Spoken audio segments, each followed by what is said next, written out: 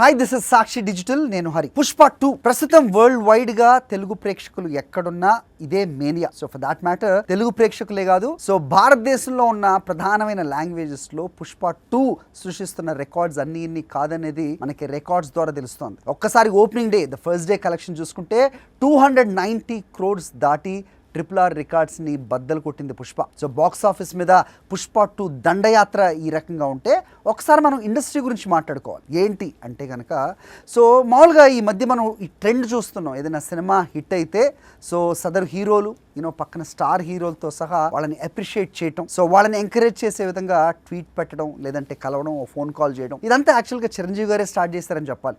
ఏ చిన్న cinema hit అయినా ఆయన ఫోన్ చేసి మరీ అప్రిషియేట్ చేస్తారు. ఇది మనందరికీ తెలిసిందే.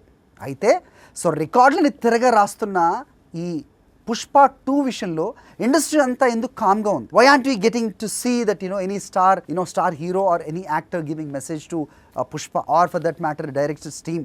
ఎవరికి కూడా ఎందుకు ఎలాంటి మెసేజెస్ కానీ ఎలాంటి అప్రిసియేషన్ కానీ రావట్లేదు అనేది ప్రస్తుతం నాట్ ఓన్లీ అర్జున్ ఫ్యాన్స్, చాలామంది కూడా చర్చించుకుంటున్న పరిస్థితి మనం చూస్తున్నాం. దీని వెనక కారణం ఏంటి? అందరూ దీని గురించి మాట్లాడుతున్నారు, రైట్? సో ఇండస్ట్రీ అంతా రెండుగా చీలిపోయిందని చాలా కాలంగా మనం వింటూ ఉంటాం. బట్ అఫ్ కోర్స్ అది ఎవరు ఏ రెండు వర్గాలు అనేది చాలాసార్లు అది చర్చకు వచ్చినా, సో డిబేట్లు చాలామంది పెట్టినా అంతా ఒకటే అని వాళ్ళు చాలాసార్లు మాట్లాడుతూ కూడా ఉంటారు.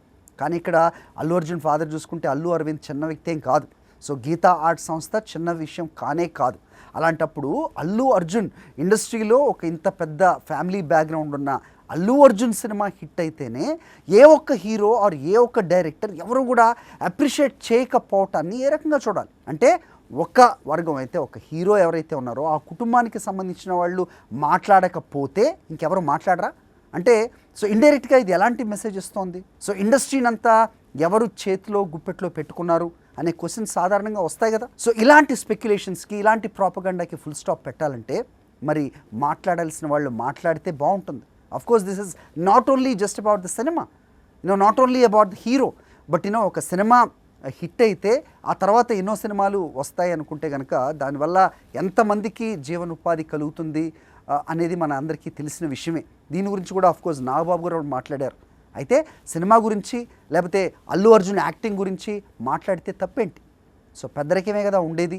అలాగే ఇది ఒక ఎగ్జాంపుల్ కూడా అవుతుంది కదా, ఈ స్పెక్యులేషన్స్ అన్నిటికీ ఫుల్ స్టాప్ పెట్టినట్టు కూడా అవుతుంది కదా అనేవాళ్ళు కూడా లేకపోలేదు. బేసిక్గా చూసుకుంటే మరి పుష్ప 2 సినిమాకి ఎందుకు ఎవరు అప్రిషియేట్ చేయట్లేదు, ఎవరి మెసేజెస్ ఎందుకు రావట్లేదు అనేది ఇక్కడ క్వశ్చన్. మీరు కామెంట్ చేయండి. We will be waiting for your comments.